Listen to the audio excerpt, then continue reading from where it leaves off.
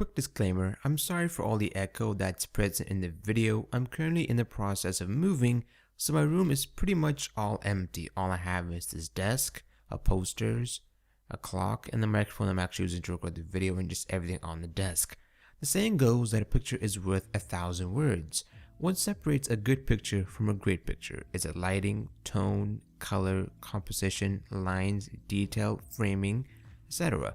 It's a culmination of all of those things, and their production, the animation production crew behind JoJo's Bizarre Adventure and the first 3 or 4 seasons, depending on how you look at it, are known for adding immaculate amount of details to their opening. Even though their production didn't do the opening for their show, they obviously told them to add all these things.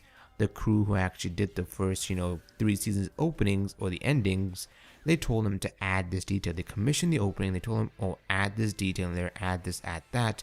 So basically they planned everything out, and they're just known for their detail, and it's absolutely amazing. These guys are just really brilliant in terms of hiding immense amount of detail, and it just takes a lot of digging to notice the detail, and this visual is no different, you could say.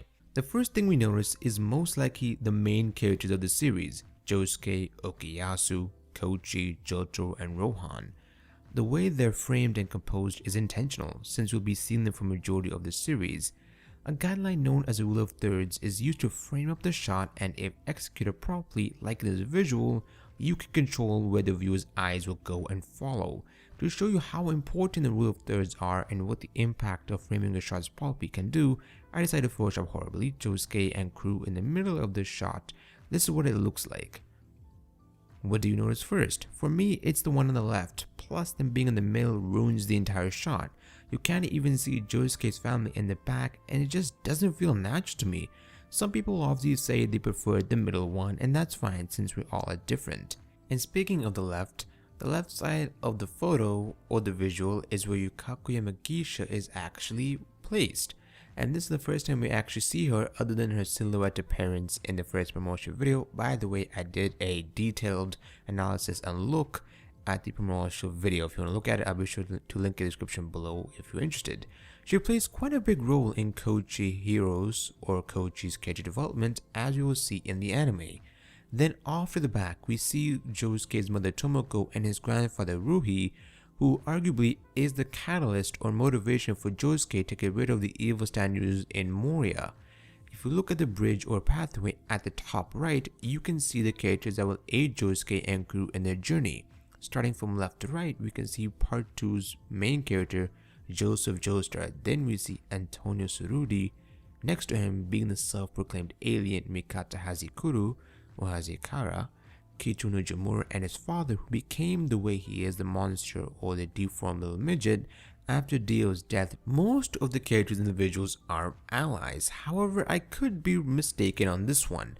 I think the one on the visual next to the Nujamura family is Anjora Katagari, or most of us will know him as Angelo, basically the very first villain to actually appear in the series. The reason why I think it's him is because of the Lucky Land milk apron he's wearing. It's blue in the manga in the colored version, but it could be purple for the sake of staying consistent to the color palette of the show, which is purple. Plus, Tanami Kobayashi, who wasn't always an ally, he was an antagonist before, and he's actually in the visual. We can see his, signature pompadour is a lot bigger than Josuke's, but people seem to make fun of Josuke for his pompadour, but not him. And finally, the short Toshikaza Hazimara, who was also an antagonist previously before becoming an ally. And now the fun part. Why are the characters positioned the way they are? It could be a stylistic choice.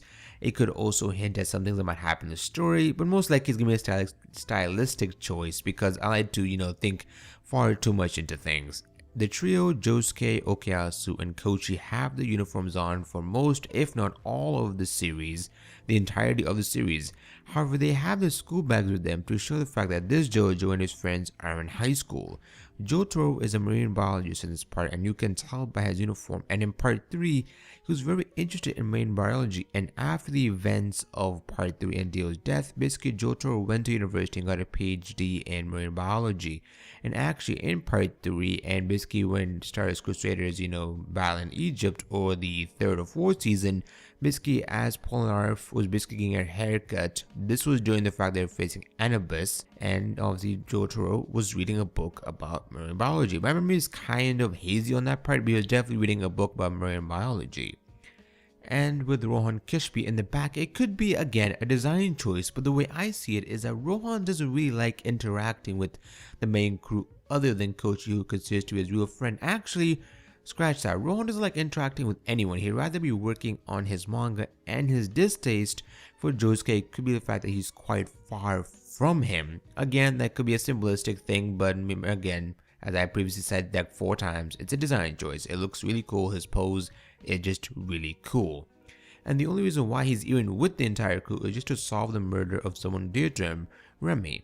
And Josuke's family in the farther back is to show the fact that they won't have a major impact in the show, but they are a part of it. The further back the character, the less of an impact they'll have in the grand scheme of things. And the bridge with the allies could be there to showcase the fact that, these people will be helping Josuke in his journey to basically eliminate all of the evil stand users and eventually get rid of the main villain, who's basically, causing all this mayhem. And to wrap it all up, the Moria sign, I can't pronounce that for my life, and the main characters who are actually standing on the Moria sign to represent the location or the setting of the show in Moria, Japan, 1999.